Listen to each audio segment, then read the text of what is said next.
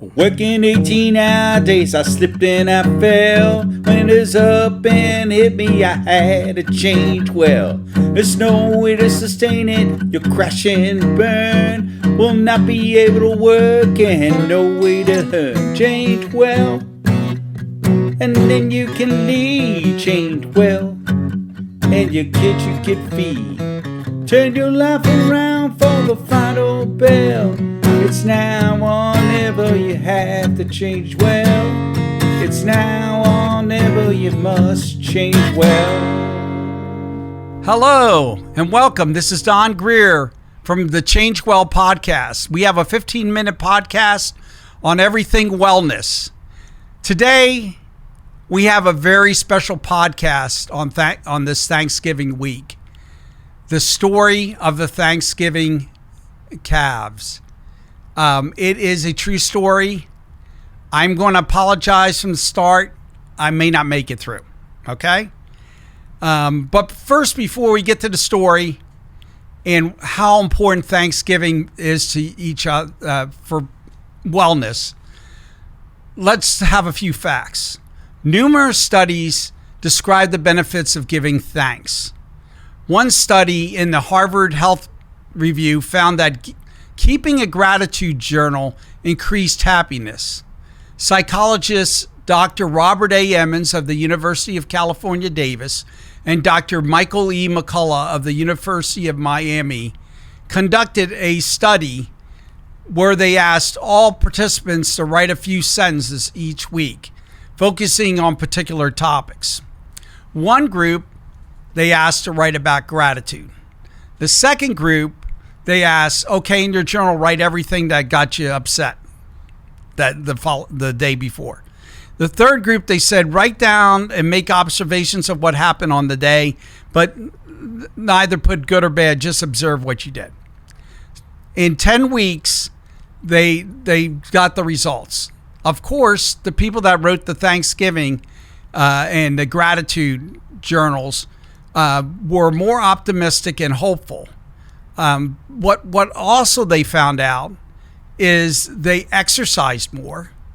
They had fewer visits to the physicians, and they had less problems than the ones that focused on aggravation.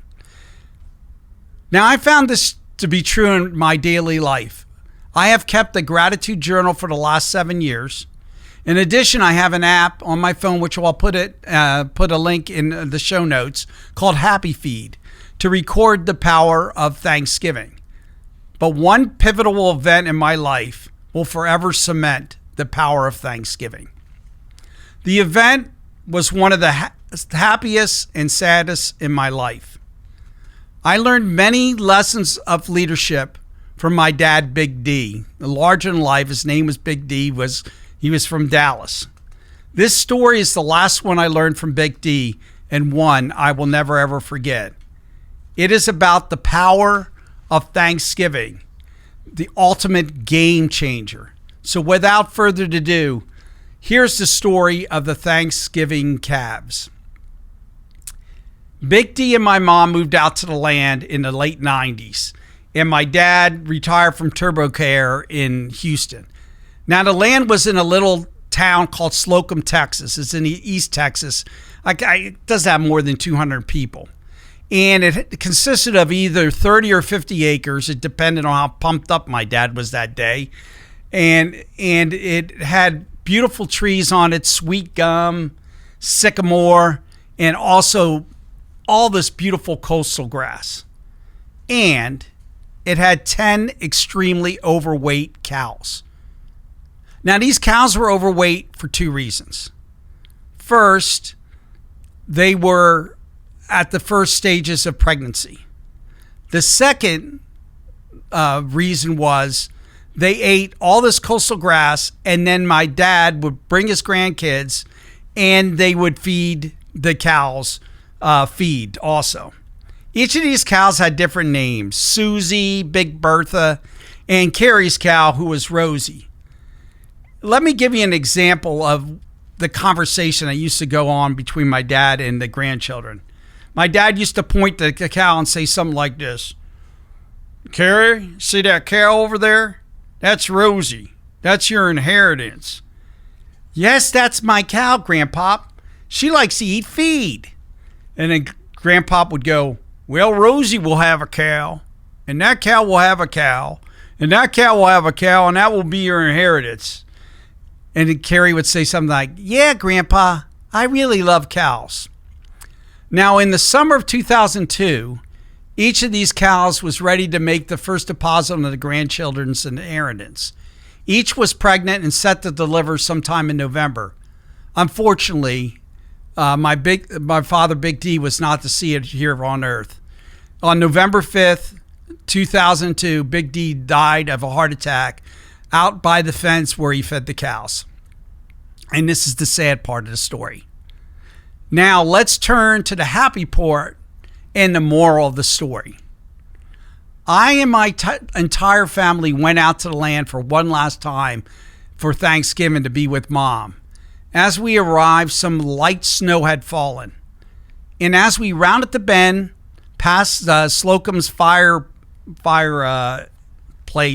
engine place, we rounded the bend, we saw two calves that had just been born on the snow and starting to walk. The rest of that day during Thanksgiving, 9 of the 10 calves were born. The only issue was Rosie and her calf, the one belonging to Carrie. You see, as we said before, Rosie got extra feed from Grandpop and Carrie. This was on top of them eating grass all day. And Rosie was having trouble birthing her calf. With 1 hour to go to Thanksgiving dinner, the issue had reached a climax. Rosie was mooing loudly and running around with her half-born calf. I don't know if you've ever seen a cow in distress birthing a calf. They're scared and they are incredibly fast. Jim from the farm next door came over and said, and was going to wish us well. He looked at the situation and said, we got to get that cow to the vet, even if it's Thanksgiving. So he went across the street to the other farm and got his friend John, and they brought a trailer over.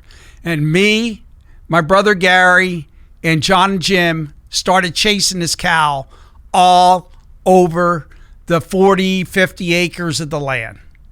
For the next hour and a half while the turkey was getting cold, we went up and down.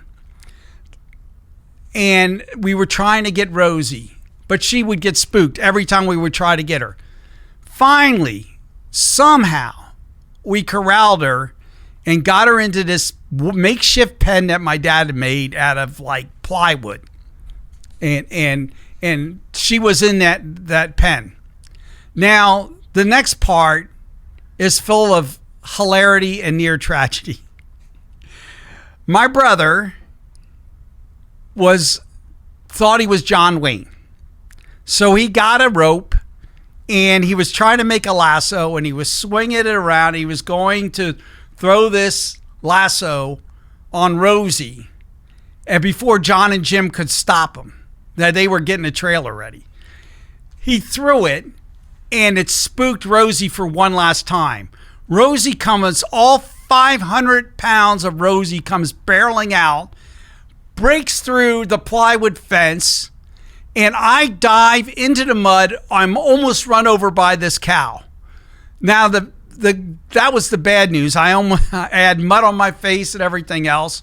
But the good news is it finally tired out Rosie, and we got her in the trailer. So now we've got Rosie in the trailer at 7 p.m. There's no chance of Thanksgiving. John went home. Jim says, okay, we've got to get this to the vet. Unbelievably, this vet said, okay, we'll help you birth the calf. We're 30, and they were 30 miles away. The whole time I was in the car, I was just thinking in my head, please let this calf be all right. Please let the cow be all right. As we talked about stories about Big D and how he probably would have jumped on the cow and rode it in and got it in the trailer. He actually did that one time. He rode a steer in that had broken out and got it in. So we drove, and finally we got there about 7:40 p.m. at night, and the vet was there. Now, what comes next is absolutely fantastic. I have never seen a calf being born, yet a calf being born under distress. The vet wrapped a rope, I don't even know if it was rope, I think it was a chain, around the half-born calf's legs and pulled. And after a lot of work, the calf was born. It seemed like an eternity. The calf was born, and after a few moments, the calf was walking. And Rosie recovered. It took her a few more days to recover. She was in rough shape, but she fully recovered. And at that very moment, despite missing Thanksgiving dinner, I was never more thankful. I was grateful for the gift of the cows from my dad. I was thankful for the timing and happiness that the birth of the calves gave to me and my family. I was grateful for Jim and John and the vet who gave up most of their Thanksgiving to help Rosie. And I was thankful for the vet for facilitating this life. Now, whenever I feel down or frustrated, I think about the Thanksgiving calves. Being thankful can change your attitude. It can lift you up out of despair or failure to the hope of tomorrow. Here are some thoughts on the power of giving thanks. Like Jim and John, who helped to catch Rosie, thank your family and friends who help you daily. No person is an island, and our loved ones help us to accomplish the mission that God has in hand for us. Second, be thankful for your vocation. Literally, your job puts that Thanksgiving dinner on your table. So be thankful for the mission that God or your job was set forth for you. And lastly, be thankful for the inheritance that was given to you for those who have led the way. Like the Thanksgiving calves that were an inheritance given to my kids from Big D, we all need to remember the people that helped us along the way. In closing, I would like to share a poem with all you for Thanksgiving. Better traits you'll never find than those of being loving and kind, showing God's smile day by day, lightening the load along the way. In this week of thanks and heart, all of us must do our part to spread good thoughts everywhere and to show each other how much we care.